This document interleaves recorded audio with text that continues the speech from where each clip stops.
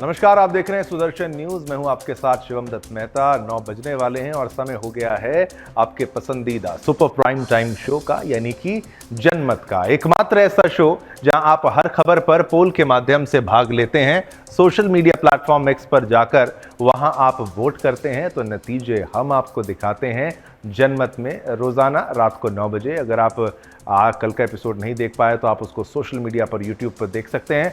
और खास बात यह है कि हर मुद्दे पर वोट होता है कि जो ट्विटर यानी एक्स पर होता है उसका प्रतिशत भी हम आपको दिखाते हैं, ताकि खबर मैं बताऊं आप सुने, बात वहां पर खत्म हो जाए। ऐसा नहीं चलेगा जनमत में, इसमें आपकी भी भागीदारी होती है। चलिए अब आपको मुद्दे बताते हैं, कौन से मुद्दे आपके लिए आज हम लेकर आए हैं। फ्लोर ग्राफिक्स के माध्यम से कुछ ही पलों में आपके लीजिए टेलीविजन स्क्रीन पर आ भी गए। इंडी का कप्तान कौन है जो इंडी गठबंधन को आगे बढ़ाएगा? भाई उसमें क्या ममता बनर्जी का नाम अब प्रमुखता से सामने आने वाला है? और अगर उनका नाम सामने आने वाला है तो राहुल गांधी का क्या होने वाला है? तो बड़े प्रश्न है, उसका उत्तर आपको जनमत में मिल जाएगा। फिर आगे बढ़ेंगे और मीडिया को धमकी एक तरीके से यही तो है। जब अवध ओझा से सवाल पूछे जा रहे थे तो इंटरव्यू को बीच में कट करवा देना, फिर अवध ओझा का शांत हो जाना, और उसके बाद फिर जब दोबारा प्रश्न पूछा जाता है तो कह रहे हैं जो पार्टी की लाइन होगी वो तो मानी जाएगी। इस तरीके से मीडिया को डरा ही तो दिया गया, मीडिया को धमका ही तो दिया गया। ये विषय भी आपको आज विस्तार से समझाएंगे जनमत में।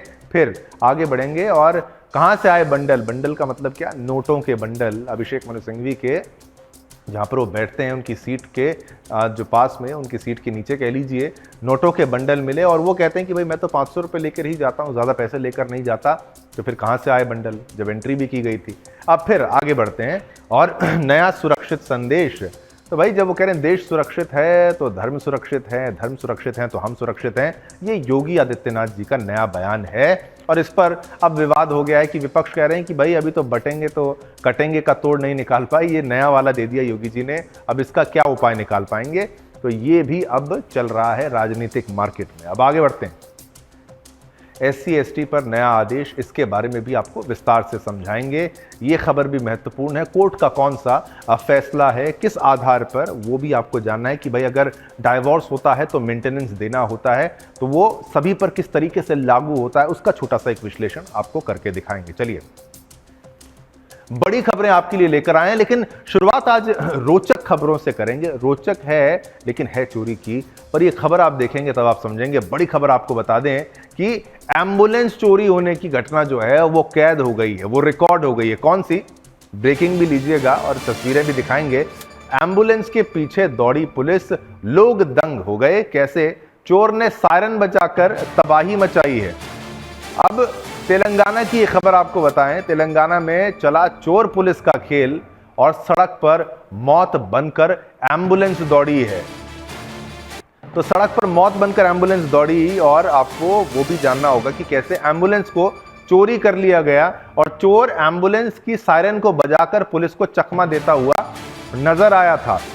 और ऐसी तस्वीर अब ये देखिए, ये आपकी टेलीविजन स्क्रीन पर जो तस्वीर है, एम्बुलेंस के पीछे दौड़ती पुलिस, लोग दंग, और वो चोर ने सायरन बजाकर तबाही मचाई है। कैसी तबाही मचाई है ये देखिए, ये गई एम्बुलेंस वहां पर। तो भारत में लोग क्या नहीं चुराते, कहीं सोना चांदी तो कहीं पैसे चुराते हैं। गाड़ियां चुराना तो आम बात है, लेकिन अब चोर जो है वो सारों की सारी हदें जो है चोर पार करते हुए नजर आए। सरकारी एम्बुलेंस पर ही हाथ साफ कर दिया। और इस चोर ने ना सिर्फ एम्बुलेंस को चुराया बल्कि किसी वीडियो गेम या फिल्म की तरह भाग्यनगर विजयवाड़ा हाईवे पर घंटों जमकर उत्पात भी मचाया। इस दौरान कई राहगीर भी घायल हो गए। जानकारी के मुताबिक चोर ने भाग्यनगर के हयात नगर थाना क्षेत्र से सरकारी एम्बुलेंस को चुराया था, जिसकी सूचना मिलते ही पुलिस ने फिल्मी अंदाज में इस एम्बुलेंस का पीछा करना शुरू कर दिया। ये ड्रामा तब शुरू हुआ जब चोर ने सायरन बजाते हुए सरकारी एम्बुलेंस को हाईजैक कर लिया और जैसे ही पुलिस ने चोर पकड़ने की कोशिश की और चोर है वो विजयवाड़ा की ओर भाग गया, जहां चित्याला में जॉन रेड्डी नामक एक व्यक्ति को टक्कर मारकर गंभीर रूप से उसने घायल कर दिया।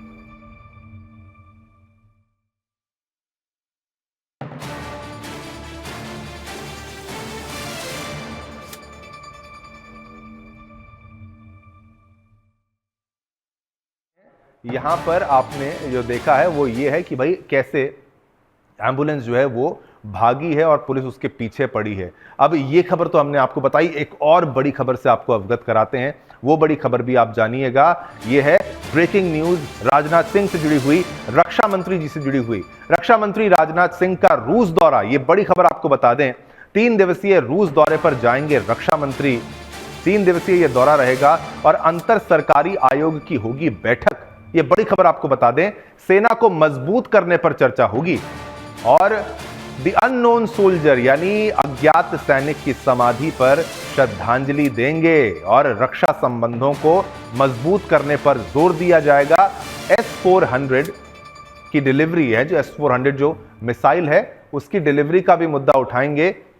और तो और एक और बड़ी खबर आपको बताएं, यहां पर INS सुशील का होगा जलावरण, उसका भी जलावरण होगा। तो ये राजनाथ सिंह जी हैं जो कि जाएंगे रूस के दौरे पर, और ये महत्वपूर्ण रूस का दौरा जहां पर नेवी के लिए बहुत बड़ा है, यानी इंडियन नेवल शिप सुशील स्टेल्थ गाइडेड मिसाइल फ्रिगेट है INS सुशील, और उसका भी जलावरण किया जाएगा, यानी उसको भी लॉन्च किया जाएगा। तो सेना को मजबूत करने पर चर्चा होगी, ये रूस के अंदर जाके चर्चा होगी। स्वयं देश के हमारे माननीय रक्षा मंत्री जी राजनाथ सिंह जी इस दौरे को करने वाले हैं।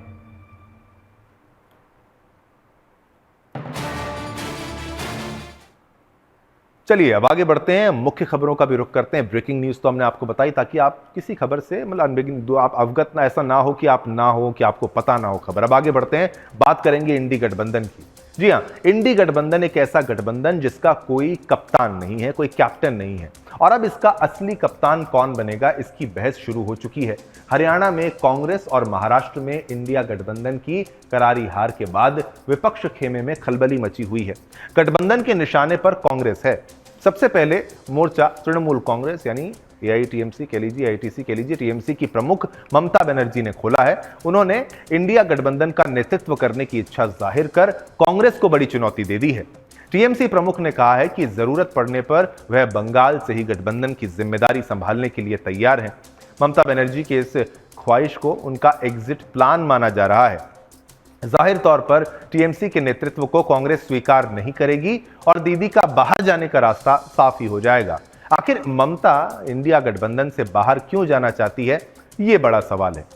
तो 2025 में होने वाले दिल्ली और बिहार विधानसभा चुनाव से पहले कांग्रेस के नेतृत्व पर सवाल उठाकर ममता बनर्जी ने इंडी गठबंधन को हिला दिया है। एक न्यूज चैनल को दिए गए इंटरव्यू में ममता बनर्जी ने कहा कि उन्होंने ही इंडी ब्लॉक को बनाया था, यानी इंडिया ब्लॉक जो ये कहते हैं। अब इसे संभालने की जिम्मेदारी नेतृत्व करने वालों पर है, मगर वे इसे नहीं चला सकते, तो वे क्या कर सकती हैं।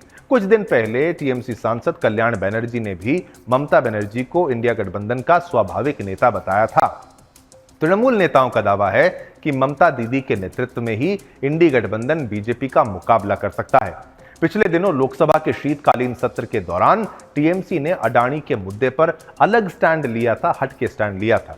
TMC नेता संसद की बहस में शामिल होना चाहते हैं, जबकि कांग्रेस विरोध प्रदर्शन को जारी रखना चाहती है। तो TMC कहती है भाई बात करो, तो कांग्रेस कहती है नहीं, यहाँ पर आप केवल जो हल्ला मचाओ, उस तरीके से विरोध करते रहो। तो TMC का स्टैंड अलग होता जा रहा है। उम्मीद के मुताबिक कांग्रेस नेता इमरान मसूद ने ममता दीदी के दावे को खारिज कर दिया है। मसूद का कहना है कि ऑल इंडिया लेवल की पार्टी होने के कारण कांग्रेस नेता राहुल गांधी गठबंधन के नैसर्गिक नेता हैं। इस शुरुआती जंग में यूबीटी नेता संजय राउत ने भी कांग्रेस का पक्ष लिया, जबकि सपा ने दीदी का समर्थन किया है। महाराष्ट्र के सपा नेता अबू आजमी ने साफ किया कि वह अखिलेश यादव से इंडिया गठबंधन से बाहर निकलने की अपील करेंगे। वहीं एक अन्य नेता ने ममता दीदी की लीडरशिप पर मुहर लगा दी है। इंडी गठबंधन बनने के बाद लोकसभा चुनाव के अलावा कर्नाटक, आंध्र प्रदेश, तेलंगाना, मध्य प्रदेश, राजस्थान, छत्तीसगढ़, हरियाणा, जम्मू कश्मीर, अरुणाचल प्रदेश, सिक्किम, महाराष्ट्र, झारखंड, उड़ीसा और हिमाचल प्रदेश में विधानसभा चुनाव हुए हैं। इन चुनावों में कांग्रेस 3 राज्य में सीधे तौर पर सत्ता में लौटी, जबकि झारखंड और जम्मू कश्मीर में इंडी ब्लॉक के साथ जीत हासिल की।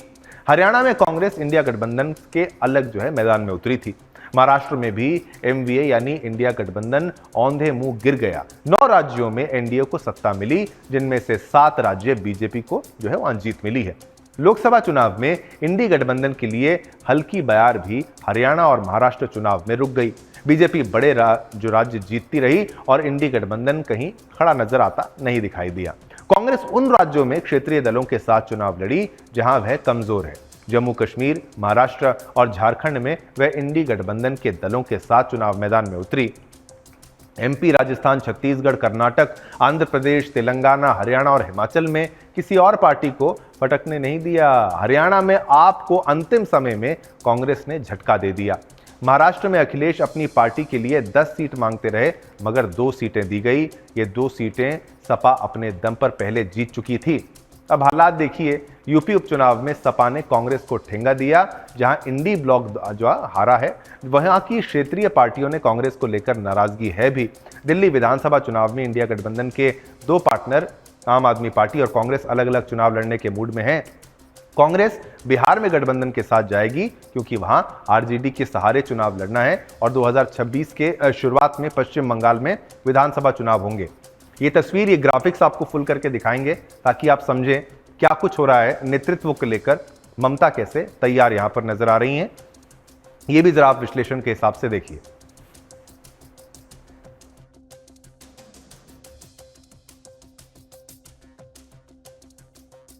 मौका मिले तो गठबंधन ठीक से चलाऊंगी, पश्चिम बंगाल से ही गठबंधन का नेतृत्व करूंगी। गठबंधन में आंतरिक मतभेद और समन्वय की बात भी कही गई है कि कमी है और इंडी गठबंधन को चलाना नेतृत्व करने वालों पर निर्भर।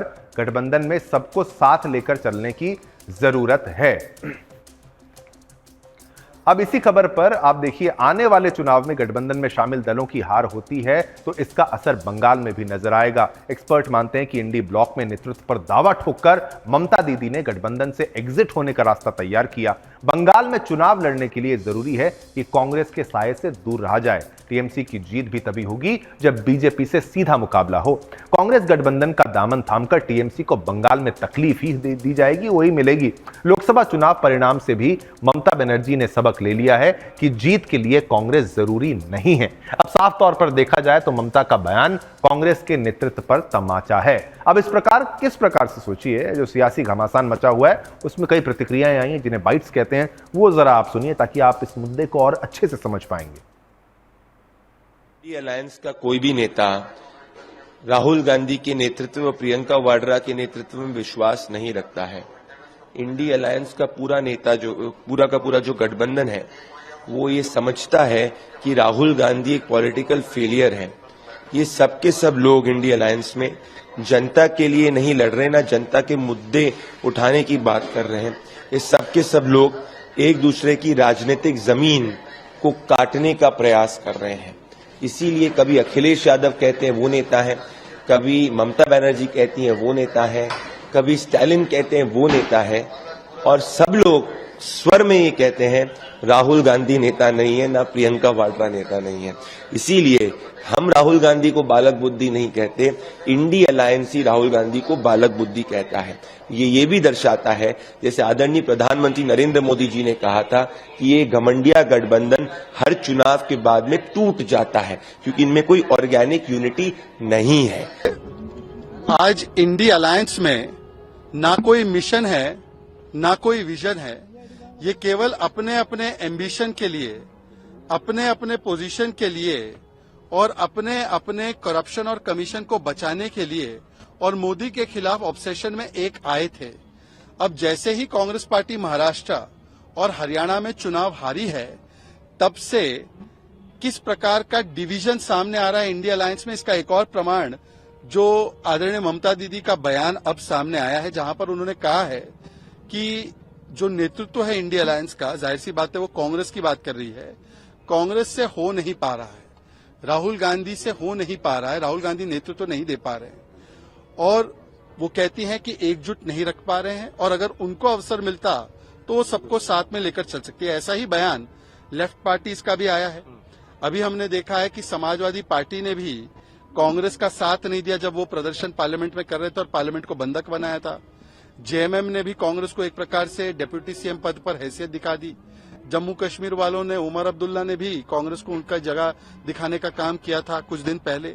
तो हर जगह कांग्रेस पार्टी और खास करके राहुल गांधी जो 80-90 चुनाव हार चुके हैं, उनके खिलाफ अविश्वास प्रस्ताव अब जनता नहीं उनके खुद के साथी ही पारित कर रहे हैं।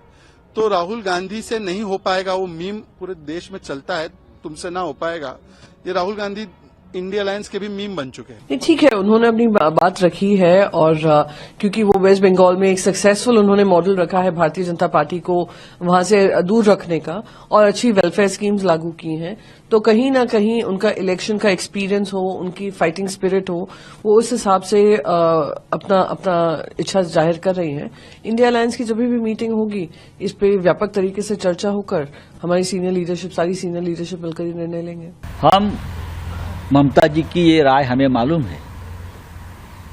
हम सब चाहते हैं कि ममता जी इंडिया ब्लॉक की प्रमुख घटक रहे, हमारे साथ रहे, चाहे ममता जी हो, चाहे अरविंद केजरीवाल जी हो, हाँ, शिवसेना हो, हम सब लोग एक साथ है। कुछ थोड़े बहुत अगर मतभेद है, हम खुद कलकत्ता में जाकर ममता दीदी से बात करने वाले हैं। भानुमति के कुनबे में सत्ता संघर्ष चल रहा, कभी सपा, कभी डीएमके, कभी शिवसेना और अब टीएमसी की ममता बनर्जी भी इस संघर्ष में शामिल हैं और सभी अपना अपना राग अलाप रहे हैं। अगर एक विवेकहीन नेता राहुल गांधी के भार से पूरी तरह कांग्रेस और गठबंधन दब चुका, अब केवल व केवल कांग्रेस पार्टी, राहुल गांधी एक लाइबिलिटी से ज्यादा कुछ नहीं, और इंडी गठबंधन युवराज व युवरानियों को कि पॉलिटिकल प्लेसमेंट, उनकी भ्रष्टाचार, लूट खसूट की कुनबे को बचाने का एक गठबंधन है जो आज सत्ता संघर्ष में पूरी तरह डूब चुका है। ये इंडिया गठबंधन सत्ता के लालची भेड़ियों का समूह है। वो केवल सत्ता सत्ता देख रहा है और जब तक अब माननीय नरेंद्र मोदी जी हैं और भारतीय जनता पार्टी है, इन लोगों को सत्ता मिलने वाला नहीं है। इसलिए ये लोग घबराहट में, औकलाहट में, ममता बनर्जी हो चाहे जो भी हो, नेता बनने के चक्कर में लगे हुए हैं, लेकिन अब इन लोगों के साथ जनता नहीं है, इन लोगों की जमीन खिसक चुकी है। अच्छी बात है, उन्होंने अपनी इच्छा जाहिर की है। इंडिया गठबंधन का जब बैठक होता है सभी दल शामिल होते हैं, इस तरह की बातें अगर चर्चा में आएंगी तो विचार विमर्श होगा, बहस होगा, आगे और भी सारी बातें आएंगी। भाई किसके पक्ष में कौन से लोग हैं, सर्वसम्मति से जो फैसला होगा वो फैसला मान्य होगा। लेकिन इंडिया ब्लॉक का प्रदर्शन पिछले मुझे लगता है 1-2 सालों से और बेहतर हुआ है। कई एक राज्यों में सरकार बनी है, आप सेंट्रल में भी देखे 240 पर रोक दिया इंडिया गठबंधन ने। तो मौजूदा स्थिति में भी इंडिया गठबंधन सशक्त है, मजबूत है। अब इस खबर पर भी हमने पोल के माध्यम से जो प्रश्न आपसे पूछा वो भी आपको बता देते हैं। हमने पोल के माध्यम से आपसे प्रश्न पूछा, ममता के ऐलान से बिखरेगा इंडी ब्लॉक, और हां और ना में जवाब देना था। और हर बार की तरह आपका जो उत्तर है वो क्या है, एक बार इस पोल को हटाते हैं, वापस आते हैं, एक बार फिर से, एक बार दोबारा से इसको पोल को ठीक करके आपको दिखाएंगे। लीजिए कुछ ही पलों में आपके टेलीविजन स्क्रीन पर। तो अब ममता बनर्जी जो है वो मेन मुख्य नेता बन जाएंगी क्या इंडी गठबंधन की, ये मुख्य यहां पर बात है। तो ममता के ऐलान से बिखरेगा इंडी ब्लॉक, 97% लोगों ने कहा हां, 3% लोगों ने कहा ना।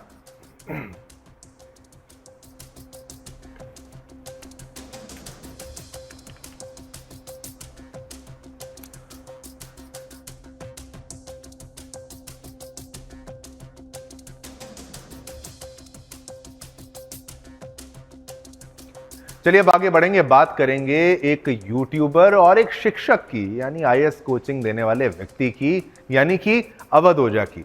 मीडिया की एक वामपंथी दुकान है, उसका नाम लेना उचित नहीं समझता। एक मास्टर साहब हैं अवध ओझा, जो संघ लोक सेवा आयोग यानी कि यूपीएससी की प्रतियोगी परीक्षा की कोचिंग देते हैं। एक राजनीतिक दल है आम आदमी पार्टी, यानी कि आप। वैसे हैं तो तीनों एक ही थाली के चट्टे बट्टे, पर कभी कभी हित देख एक दूसरे की दुकान बंद कराने की भी कोशिश कर लेते हैं। ऐसी ही एक ताजा कोशिश में आपके पदाधिकारियों ने वामपंथी दुकान का इंटरव्यू बीच में ही रुकवा दिया, कैमरा बंद करवा दिया। रिपोर्टर सर कर अवध ओझा की मनुहार करता रह गया, पर सर ये कहकर इंटरव्यू छोड़ गए कि पार्टी लाइन डिसाइड करेगी। अवध ओझा ताजा आप सोचिए, आप में आए हैं दिल्ली की शिक्षा क्रांति से प्रभावित होकर पूर्व मुख्यमंत्री अरविंद केजरीवाल और मनीष सिसोदिया की मौजूदगी में आपका उन्होंने दामन थामा है।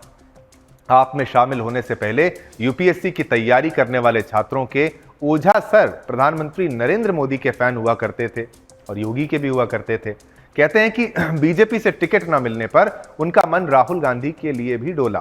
कथित तौर पर बीएसपी ने उनको टिकट भी दे दिया था, पर आखिरकार राजनीति की पाठशाला में उन्हें आप में आकर जो है वो ठहराव मिला है। इसके बाद से वे लगातार इंटरव्यू देकर अपने पुराने बयानों पर सफाई दे रहे हैं, बता रहे हैं कि क्यों वे आम आदमी पार्टी में शामिल हुए वगैरह वगैरह। अब वामपंथी दुकान के यूट्यूबर कह लीजिए, मीडिया कह लीजिए, उस पर जारी किया गया एक इंटरव्यू 8 मिनट का है, जो कि 8 मिनट से लेकर 8 मिनट 31 सेकंड का मान लीजिए।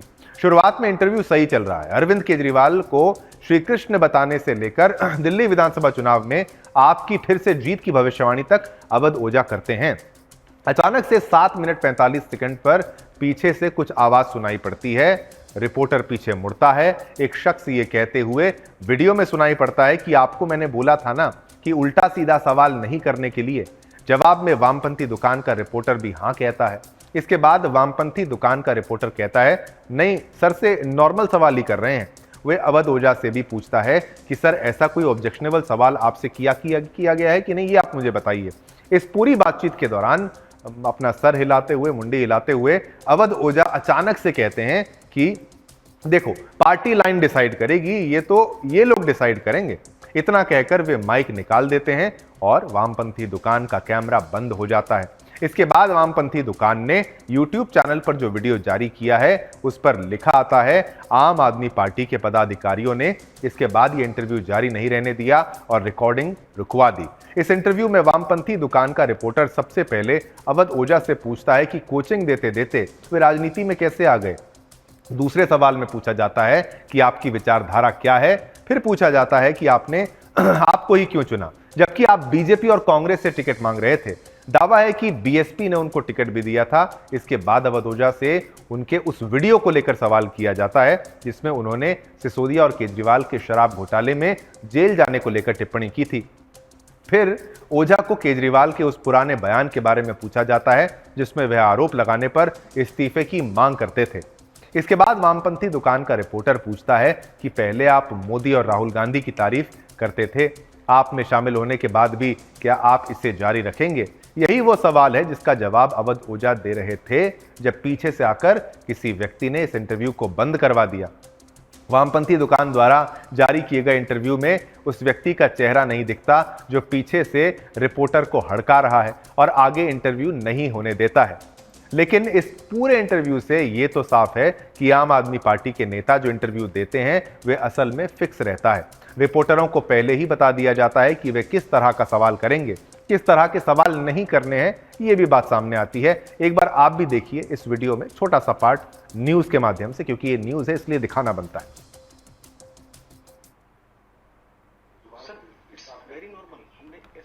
ऑब्जेक्शनेबल सवाल पूछा आपसे भाई, कितने लोग हैं शेरवान?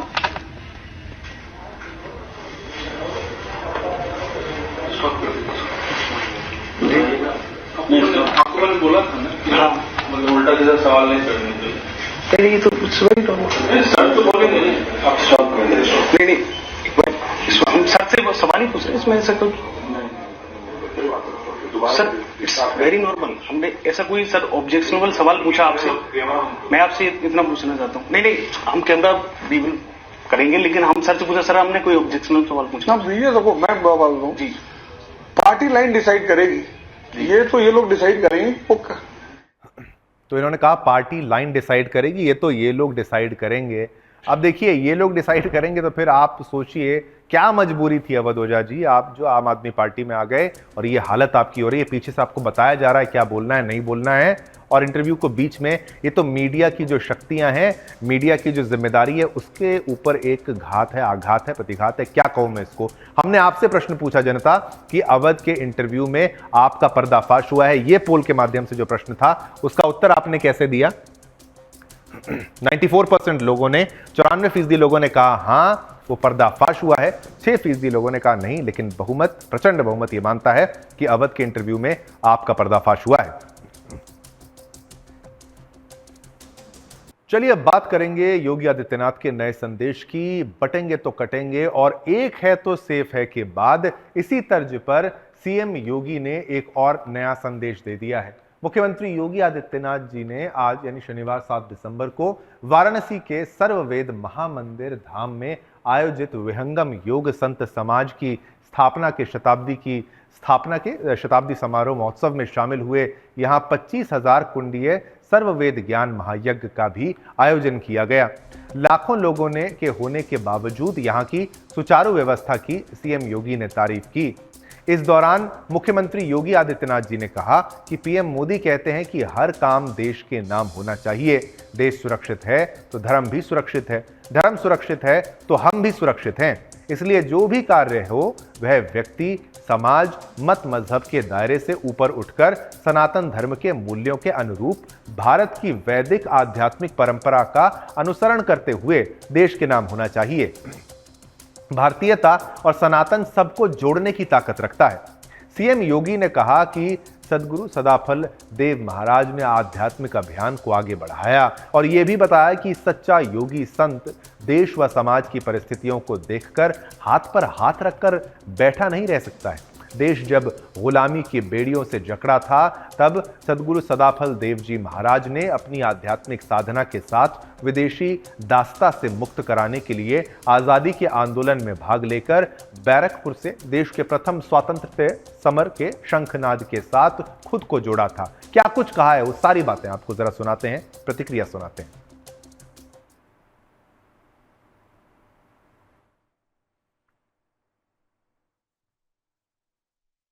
जब हम सदगुरु सदाफल देव जी महाराज की चर्चा करते हैं, उन्होंने एक आध्यात्मिक अभियान को तो आगे बढ़ाया ही, साथ साथ एक संत, एक सच्चा योगी, एक सच्चा संत देश और समाज की परिस्थितियों से हाथ पे हाथ धरा रह करके चुपचाप बैठा नहीं रह सकता है।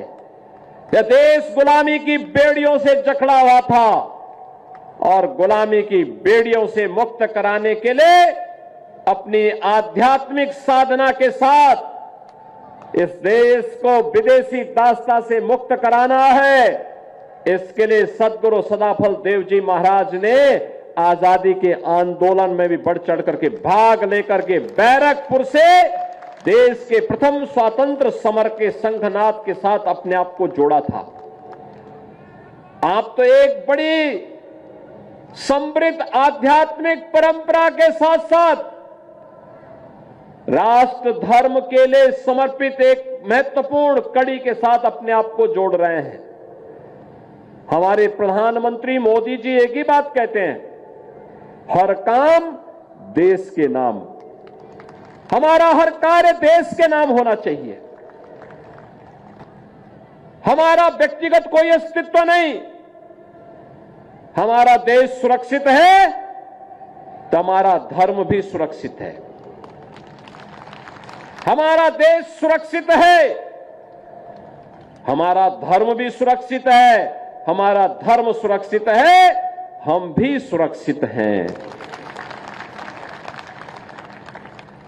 और इसलिए जो भी कार्य हो, व्यक्तिगत स्वार्थ से ऊपर उठ करके, व्यक्ति से ऊपर उठ करके, समाज से ऊपर उठ करके, मत और मजहब के दायरे से ऊपर उठ करके इसको सनातन धर्म के मूल्यों के अनुरूप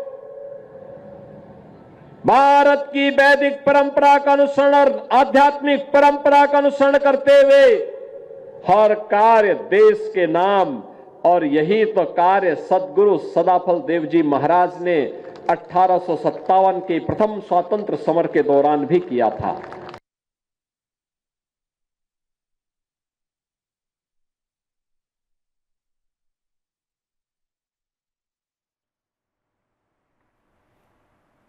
चलिए इसी खबर पर पोल के माध्यम से जो प्रश्न पूछा वो भी आपको बता देते हैं। हर खबर पर पोल के माध्यम से जो प्रश्न होता है, इसमें हमने आपसे प्रश्न पूछा कि योगी के बयान को समझेगी जनता, मानेगी जनता कि भाई जब देश सुरक्षित है तो धर्म सुरक्षित है, जब धर्म सुरक्षित है तो हम सुरक्षित हैं। और जब देखिए सनातनियों की बात जब कही जाती है ना, जहां सनातनी है वो पूरा देश सुरक्षित है, ये बात बिल्कुल साफ है। तो योगी के बयान को जनता समझेगी नहीं समझेगी, भाई जनता कहती है हम ज्यादा समझदार है, हमें सब पता है, और जनता समझती है। 98% 98% लोगों ने कहा हाँ।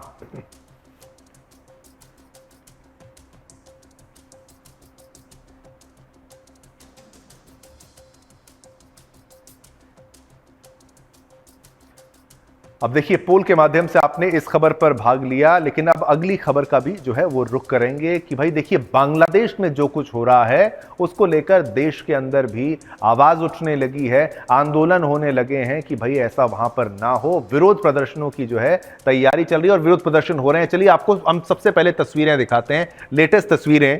अब बांग्लादेश में बढ़ते हिंदुओं पर अत्याचार की घटनाओं से चिंतित लोगों ने बांग्लादेश के खिलाफ मोर्चा संभाला है। बता दें कि हिमाचल के शिमला का संजौली एक बार फिर सुर्खियों में है। संजौली में हिंदू संगठनों ने शनिवार को बांग्लादेश में धर्म के आधार पर अल्पसंख्यक हिंदुओं के साथ हो रहे अत्याचार के खिलाफ प्रदर्शन किया। ढली टनल से आपको बता दें आक्रोश यात्रा शुरू हुई और संगठनों के लोग, कई हिंदू संगठनों के लोग अपने कंधों पर बांग्लादेश का जनाजा लेकर नजर आए, निकालते नजर आए। आक्रोश रैली में बांग्लादेश के सत्ताधारियों के खिलाफ जमकर नारेबाजी की गई। ये भी आपको बता दें जमकर नारेबाजी की गई। हिंदू संगठनों की मांग है कि इस पूरे घटनाक्रम में मोदी सरकार भी हस्तक्षेप करे। हिंदू संगठनों से मांग उठाई है कि मोदी सरकार जो है वो बांग्लादेश में अपना पूरा जो है जो भी वहां पर हो रहा है अत्याचार उसके खिलाफ आवाज उठाए। तो हिंदूवादी नेता आपको बताएं हिंदू संगठनों ने मांग उठाई कि मोदी सरकार बांग्लादेश से बात कर वहां हिंदुओं के खिलाफ हो रहे अत्याचार को रोकने का काम करे। हिंदुत्ववादी नेता विजय शर्मा ने कहा कि बांग्लादेश में धर्म के आधार पर अल्पसंख्यक हिंदुओं के खिलाफ अत्याचार किए जा रहे हैं और आपको बताएं जगह जगह से दिल दहला देने वाली तस्वीर सामने आ रही है। ऐसे में भारत के हिंदू चाहते हैं कि उनके भाइयों और बहनों की रक्षा की जाए। विजय शर्मा ने कहा कि वे मोदी सरकार के साथ मामले में यूनाइटेड नेशन से भी हस्तक्षेप की मांग करेंगे और ये हस्तक्षेप की मांग वो करेंगे। और बांग्लादेश में धर्म के आधार पर हिंदुओं के साथ हिंसा की जा रही है। बांग्लादेश में हिंदू बहनों भी सुरक्षित नहीं है। इस दौरान उन्होंने लोकसभा सांसद और एएमएम नेता असदुद्दीन ओवैसी जो है उसके ऊपर भी निशाना साधा। विजय शर्मा ने कहा कि असदुद्दीन ओवैसी को फिलिस्तीन में सिर्फ मुस्लिम समुदाय के लोगों का ही दर्द नजर आता है। पड़ोसी राष्ट्र बांग्लादेश में हिंदुओं पर धर्म के आधार पर जिस तरीके से अत्याचार किया जा रहा है उसका वहां पर जो है उस पर कोई बात नहीं करता। शर्मा ने यह भी कहा कि उन्हें देश की सरकार पर भरोसा है कि वे बांग्लादेश में सत्ताधारियों से बात कर हिंदुओं के खिलाफ हो रहे अत्याचार को रुकवाने का काम करेंगे। विजय शर्मा ने आरोप लगाया कि देश विश्व भर में हिंदुओं को दबाने की कोशिश की जा रही है। अब यही हिंदू जागरण का वक्त है और अत्याचार से बचने के लिए एकता ही सबसे बड़ा जो है तरीका है। तो ये आपको बता दें कि सबसे बड़ा तरीका यहाँ पर जो है एकता ही एक अच्छा तरीका है, सबसे बड़ा तरीका है, ये कही जा रहा है।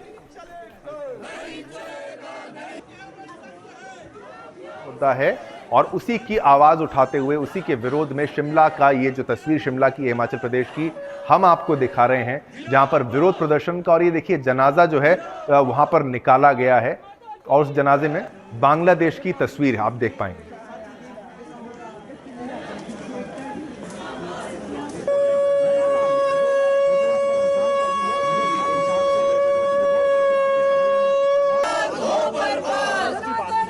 ये एक मानवता के साथ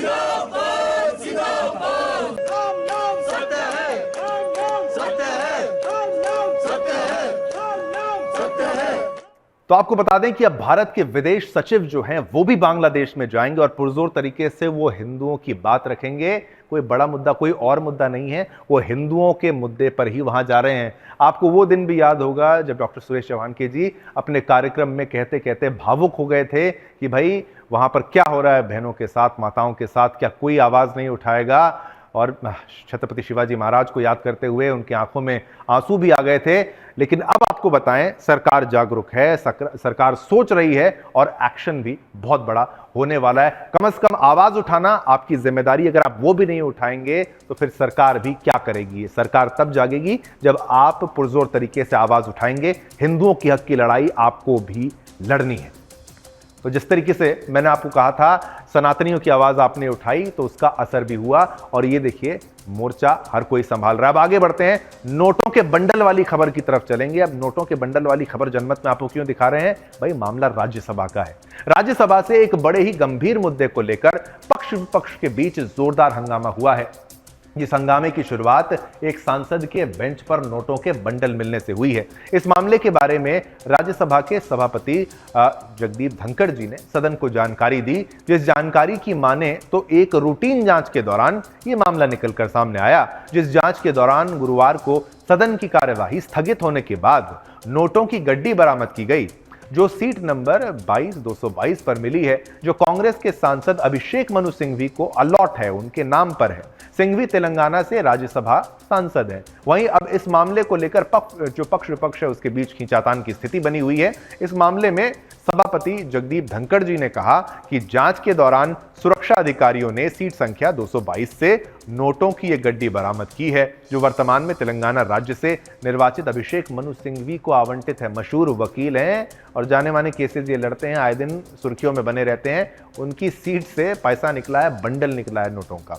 ये मामला मेरे संज्ञान में लाया गया था, जगदीप धनखड़ जी कह रहे हैं। मैं आपको स्टोरी आगे बताता हूं। उन्होंने कहा कि यह मामला मेरे संज्ञान में लाया गया था और मैंने सुनिश्चित किया कि जांच हो और यह जांच चल रही है। वहीं इस मसले पर बीजेपी सांसद और केंद्रीय मंत्री जेपी नड्डा जी ने कहा कि यह घटना बहुत ही असाधारण घटना है और बहुत गंभीर है। यह घटना पक्ष और विपक्ष में विभाजित होने का नहीं है, ये सदन की गरिमा पर चोट है। प्रजातंत्र में कुछ बातें आपके पक्ष में आती हैं और कुछ विपक्ष में जाती हैं। वहीं राज्यसभा सांसद अभिषेक मनु सिंघवी ने कहा कि वो सिर्फ 500 रुपए लेकर संसद जाते हैं। वो गुरुवार को 12:57 पर संसद गए थे और 1 बजे निकले। इसके साथ ही उन्होंने गुरुवार को 1:30 बजे तक संसद की कैंटीन में रहने की बात कही। इसके साथ उन्होंने अपनी अनुपस्थिति में अपने सीट पर बात करते हुए आगे कहा कि इस बात की जांच होनी चाहिए कि लोग कैसे कहीं भी किसी भी सीट पर कुछ भी रख सकते हैं। वो कह रहे मैंने नहीं रखा, कोई रख सकता है, इस तरीके से कह दिया। इसका मतलब है कि हम में से हर किसी के पास एक सीट होनी चाहिए जहां सीट को लॉक किया जा सके और चाबी सांसद अपने साथ ले जा सकें, क्योंकि फिर हर कोई सीट पर बैठकर कुछ भी कर सकता है और इस बारे में आरोप लगा सकता है। तो अभिषेक मनु सिंघवी इस बार थोड़ा सा बुरा फंसे हैं। हालांकि वो वकील हैं तो वो अपनी बात रखना भी जानते हैं, लेकिन क्या उससे असर पड़ेगा नहीं पड़ेगा, अब जांच की शुरुआत तो हो ही गई है। तो ये खबर थी नोटों के बंडल की खबर, जो हमने आपको बताई, जहां पर असर भी होता हुआ नजर आया है।